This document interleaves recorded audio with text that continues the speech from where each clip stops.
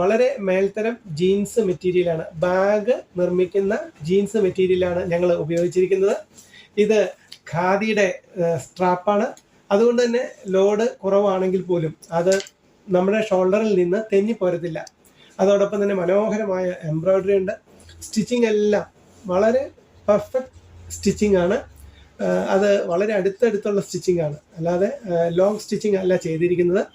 അതുപോലെ തന്നെ ഉള്ളിൽ നമ്മൾ വെച്ചിരിക്കുന്ന ലൈനിങ് ആണെങ്കിലും വളരെ ക്വാളിറ്റിയുള്ള ലൈനിങ് ആണ് നിങ്ങൾ വെച്ചിരിക്കുന്നത്.